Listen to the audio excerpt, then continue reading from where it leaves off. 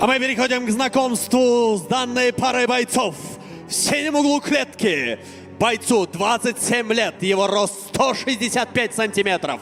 Его официальный вес 56,7 килограмма. В его активе 8 побед, 5 поражений и 1 ничья. Его стиль кикбоксинг из Бразилии.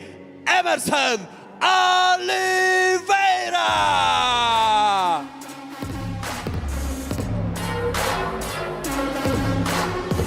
В красном углу клетки его визави бойцу 28 лет, его рост 177 сантиметров, официальный вес 56,7 килограмма, его профессиональный рекорд 11 побед и 4 поражения, его стиль в клетке ММА, в котором он занимает номер 1 место в лиге Октагон.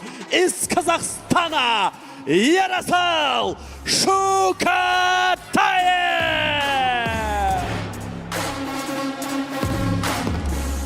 Рефери в октагоне Халил Мамиев. Fighters, blue corner. Listen to my command. Check your hands. Халил Мамиевтің нұсқамаларын алдық. Біз бастауға дайынбыз. Эмерсон Оливейра, Ярослав Шукатаев. Бразилия және Қазақстан. Барлығы дайын. Первый раунд. Өте бойшаң. Ярослав Шукатаев бойы 177 сантиметр. Эмерсон қарсыласына қарағанда аласа, сондықтан стилі кикбоксинг екен ескеретін болса, әрине қазір арақашықтықты үзу ең басты мақсаттарының бірі болмақ. Көрейік, қолдан келеді ме жоқ па. Шукатаев үшін әрине қазір дәл осы бой ұзындығы, антропометрия, басты қаруға айналуы мүмкін. Жақсы, лоу-киктер жақсы. Қарсыласының реакциясын тексеріп үлгерді. Сквозь пришел с удара от Оливейры. От Эмерсона. Жонып өтті. Обратите внимание, какой размах рук у Оливейры. Қолдар ұзын шынымен де. Действительно, Ярослав-то не самый маленький боец этой весовой категории, 56,7 килограмма. Но тем не менее, руки длинные у Оливейры. Жақындай кетті. Напряженное начало поединка. Кстати, Ярослав Шукатаев занимает первую строчку рейтинга этой весовой категории. Он таки не может добраться до заветного титульника. Октагон лигасында 7 жекпе-жекте жеңімпаз атанып, әлі де титулға таласа алмай жүрген жігіттердің бірі. В то время как уже объявлен бой за объединение поясов, за унификацию двух чемпионов этой весовой категории. Ярославу приходится встречать новичков лиги. Дзиге қазір тігінен жасалынған соққы. Алда салып көрді. Қарсыласты сәл тоқтату әрине. Бұл соққының басты мақсаты өте ширақ қимылдайды Эмерсон. Әзірше қалай арақашықтықты үзу керек екен таба алмай жүрген сияқты көрінеді. Бразилиялық бір қызығы Шукатаев. Здесь передней ногой Хайкик пытался просто насадить. Кстати, Эмерсон Оливейра является чемпионом 2 локальных бразильских организаций, между прочим. Недавно в этом году он стал чемпионом этих 2 организаций, причем попутно выиграв сначала один пояс, затем пояс другой лиги. Дәл тиген апперкотты көрдік.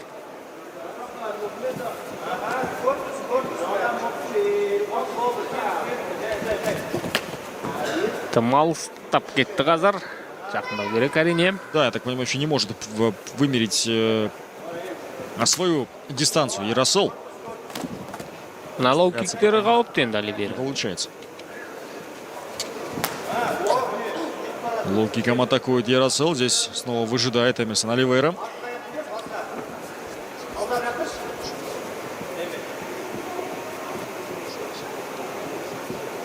Три минуты позади первого раунда. Пока что опасных моментов мы с вами не наблюдали. Міне, сен айтқан қауіпті сәті енді болды қазір. Шукатаевтың қолымен соққысын көрдіңіздер. Да, начал обострять ситуацию в октагоне. Ярослав Шукатаев. Осы жолы дәл осындай соққымен бір нокауттың авторы атанып үлгерген спортшы. Да, для этого веса очень мощно бьет, конечно же. Яросол очень грамотный такой тайминг. В нужное время, в нужный момент наносит удары. Яросол. Әбден түгілген өзінің шабуылдарынан Оливейра қазір тіпті атыла бастады, ойланбай. Бұл Шукатаев үшін жақсы ең алдымен. Қазір ашылып қалып жатса, бір ғана соққымен қағып тұруы мүмкін. О, пошел вперед Яросол. Ну, тут же разорвал дистанцию. Все-таки привычнее работать ему вторым номером против Эмерсона Оливейры. Пытается вытянуть на себя, я так понимаю, Яросол. На правый прямой, либо боковой удар. Минута до окончания первого раунда тем временем остается. Жеп алмасы үлгерді бұл жерде. Екеуінің де соққысы тиді бір қызыға. Осы лоу-киктерге көңіл бөлу керек. Калф-киктер. Бразильская школа Муай-Тай во всей красе. Мощные лоу-кики, возможно, не так часто будет наносить Оливейра эти удары, но... Бірақ сақтана бастады бұл соққылардан Шукатаев. Тағы да салды. Ох, здесь. Шыдамай кетті, қарсыласының бұндай шабуылдарына. Шукатаев. Пойдет ли за тейкдауном? Яросол все-таки умеет делать борьбу в клетке. Шукатаев. За свою карьеру провел 15 профессиональных поединков. Яросол Шукатаев. 11 побед, 4 поражения. Но самое интересное, что такое же количество боев провел Эмерсон Оливейра.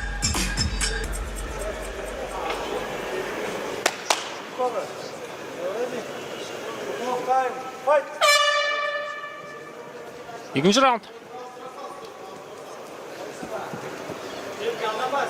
Оливейраның беті де қызарып кеткенін көріп отырмыз. Бұл джептердің әсері болуы керек.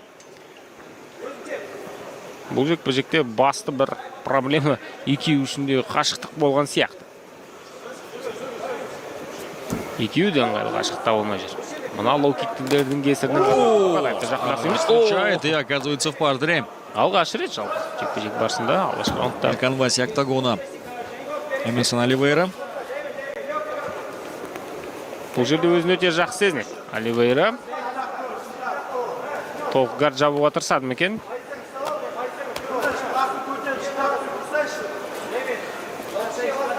Жоқ, гард жабуға асықпайды әзірше. Қорғанысты бұзу керек ендеше.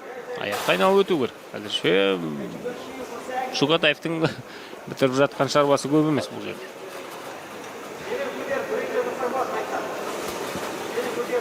Да, пытается как-то нанести удар. Ну, непонятно, что именно делает, если честно. Яросол оказывает давление. Улучшить позицию пытается. Что делает? Аяқты салып жатыр, байқасаң қазір Оливейра. Шпұрышты көздеген болу керек. Қатты басты жоғары көтеруге болмайтынын түсініп отыр. Көрдің бе? Шукатаев бәлкім Оливейраның гардта өзін қалай ұстағанын байқағаннан кейін бірден қаншалықты қауіпті екенін сезген болу керек. Көп бір кеңістік бергісі келмейді қазір. Қарсыласына жақын болуға тырысады.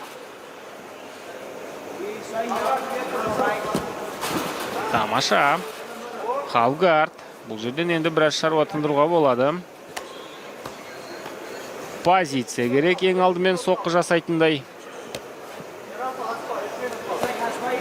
Бірақ оған жол бермей жатыр әзірше. Оливейра түсініп отыр қазір. Сәл кеңістік болса, соққы жасайтын Шукатаев үшін онда жағдай қиын болады.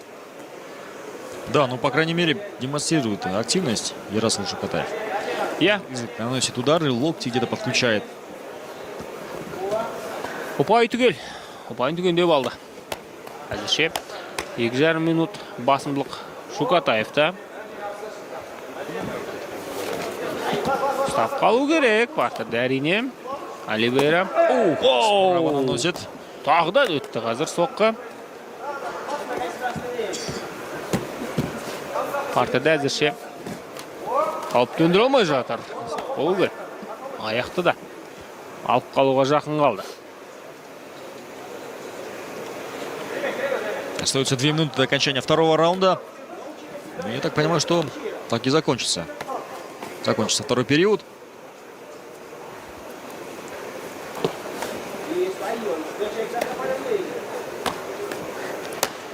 Вряд ли будет здесь снизу что-то делать Оливейра. Даже намеков не было с его стороны на какие-то атаки. Енді қолдан келсе істейтін де шығар, бірақ Шукатаев. О, неплохо здесь. Выходит из этой для себя не самой лучшей позиции. Эмерсон. Иә, қазір енді шабуылдау мүмкін. Әсіресе Эмерсон енді атылу керек қой, ұтылып жатыр ғой. Енді түсініп отыр бұны қазір. Сондықтан Эмерсон Оливейра ең алдымен шабуылға кірісу керек. Бірақ қарсыласына бата алмай жүр. О, міне. Қолмен де соққы дартып үлгерді.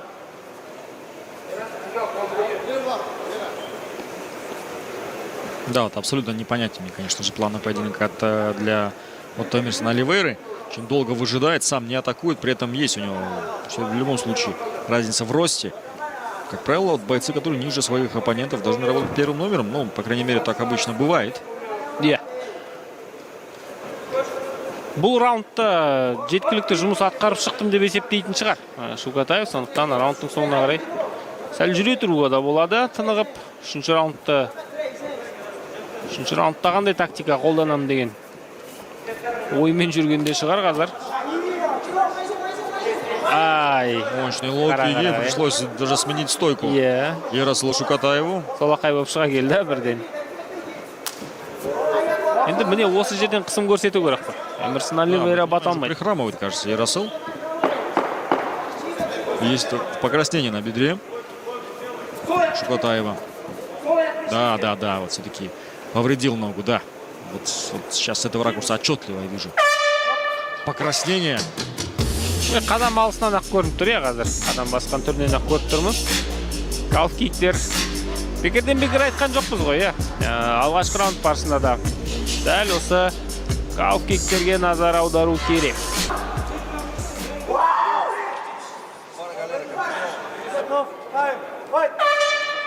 Үшінші раундта әлі де мүмкіншілік бар.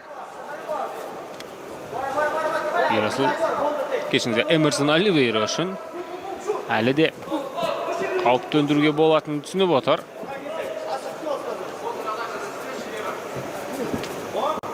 Әсіресе жаңағы калф-киктерге қайта оралу керек. Еще один лоу-кик наносит. Да, уже откровенно меняет стойки. И попытка проведения тейкдауна. О, останавливает тейкдаун и сам оказывается в позиции сверху. Эмерсон Оливейра.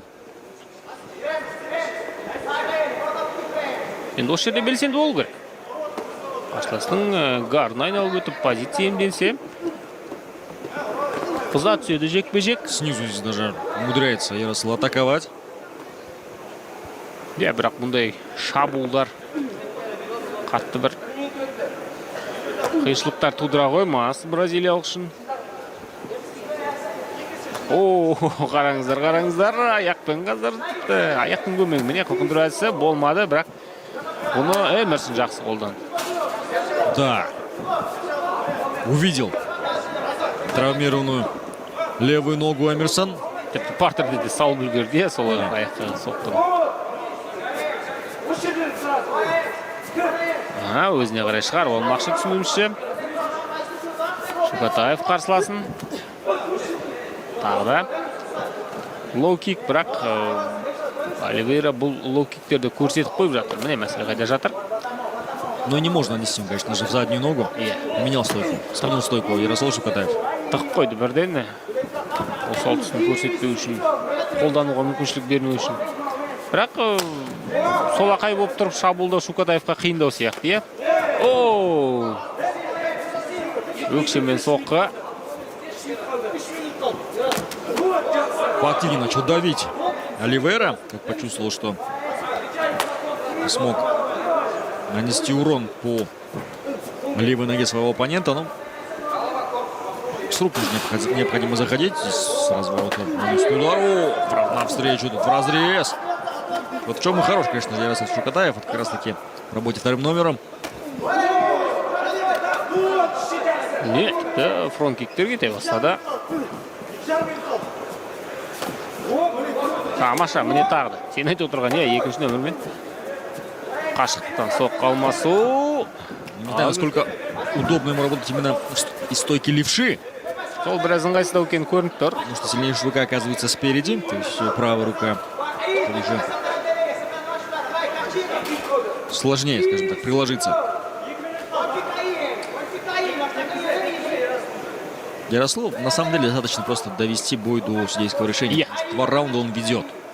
Вот Эмерсон Оливейры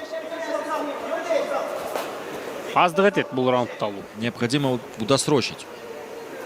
Бұл раундты алғанның өзінде де есеп. Да, вот, мне кажется, да, третий раунд Оливейра выиграл. Скорее всего, был он получше, попадал в стойки, был перевод с его стороны. Но Қазір де мне шабуыл недостаточно. үстінде. Да, этого будет недостаточно.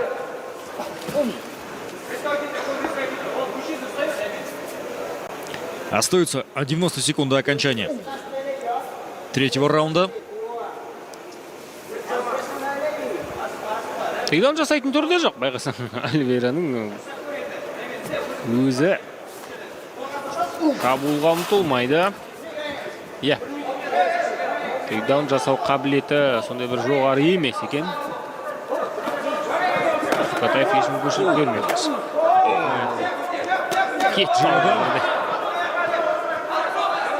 Шукатаев әрине қазір қорғанысқа кетеді толықтай. Тек қана Оливейраның шабуылдарына қарап жұдырықтасатын болады.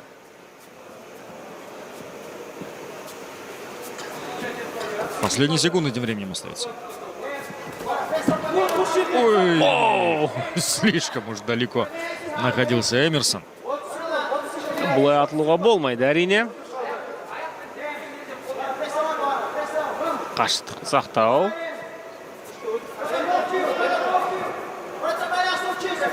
Малстан тағы. Это еще такой же удар. Да, действительно, с боксом проблемы. Оливейры. Подлаз. Сразу же начал искать ноги своего оппонента. Бірден күресіп кетті ғой, е? Эмерсон. Болды. Времени мало было на самом деле. Вряд ли что-то удалось бы сделать. Ждем официального судейского решения по итогам. Дамы и господа,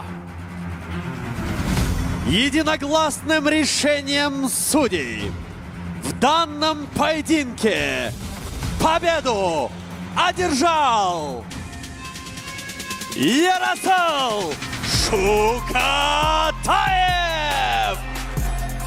Иә, төрешілердің